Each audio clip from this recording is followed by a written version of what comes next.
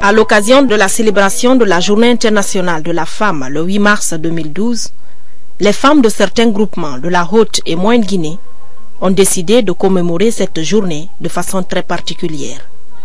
En effet, du 5 au 9 mars, elles se sont investies dans l'apprentissage de la fabrication du savon.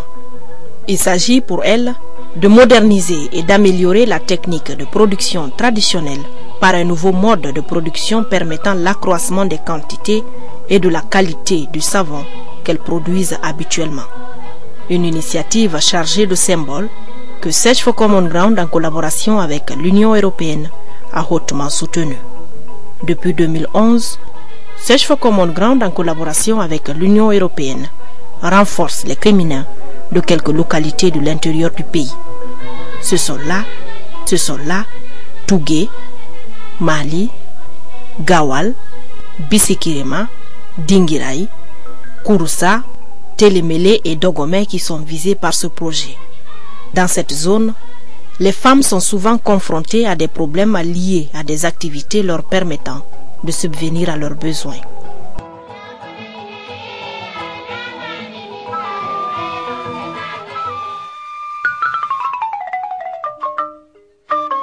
Nous sommes ici dans la sous-préfecture de Dogomé, une localité qui a servi de cadre à cette formation sur les techniques de fabrication du savon.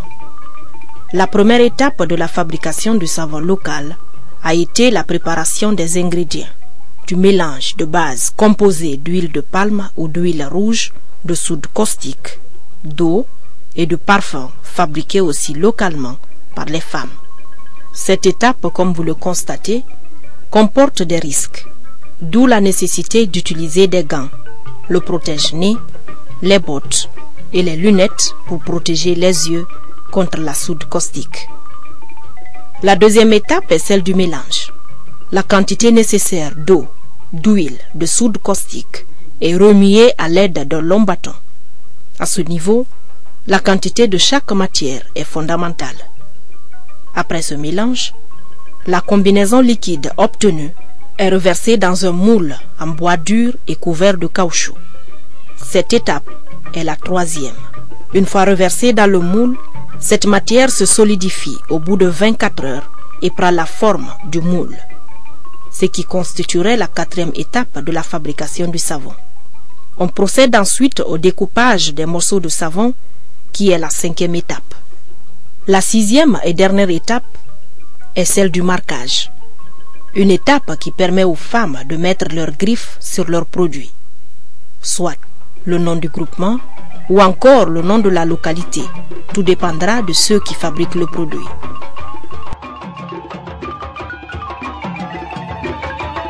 Chacun des groupements a à son tour répété l'expérience sur place afin de bien intégrer le processus.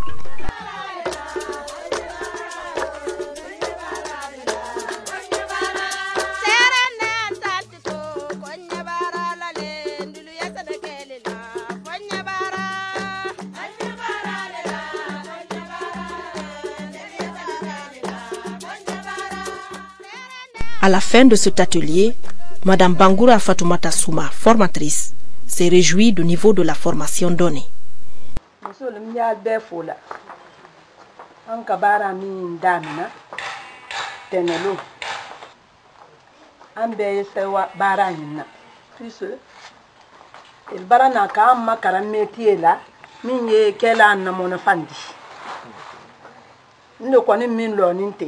Safuna komi min yete ngenden balola aleleka donc nye conseil dila le albema alkana mina mana di aliya mina fankadi tu se min be table kanta alelka la ben ka couper donc wo baran de sewa mfana mbawa ndala sendiyo mako wara yoro minna vraiment eleka bara nyumake. Les participantes ont également exprimé leur satisfaction. Ndulu minani Kabo Dingirawin, Bisigirma, Kouroussa, Télémélé, Ndule Benaya, Safuna Barakodo, Ka la Konakiri Kalukan. Min nane an demena, ka an yiraka, ka an hakililaka, Barakodo, Abrake Akenyama. Ambra sewa alinye, Anye Allah tarala, Le coordinateur projet de Search for Common Ground présent à cette formation a exhorté les femmes à l'utilisation rationnelle des équipements mis à leur disposition, tout en précisant que cette activité est une première du genre dans le cadre de la réalisation de ce projet de renforcement des capacités des groupements féminins autour des activités génératrices de revenus. Ce projet financé par l'Union européenne est le premier du genre réalisé par Search for Common Ground depuis son installation en Guinée en 2001. Monsieur le sous-préfet, mesdames et messieurs, aujourd'hui fait 5 jours que 20 femmes venues de 10 groupements féminins de Kouroussa, Dinguiraye, Télémélé, Bissikirima et Dogomé participent activement à la formation sur les techniques améliorées de saponification.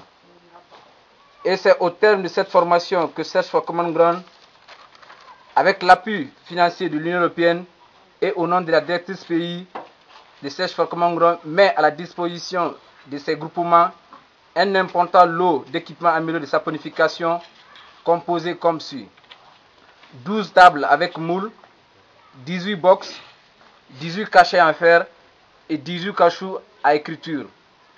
À ce titre, je demande aux responsables des groupements ici présents d'utiliser ces équipements à des bonnes fins et d'en prendre soin.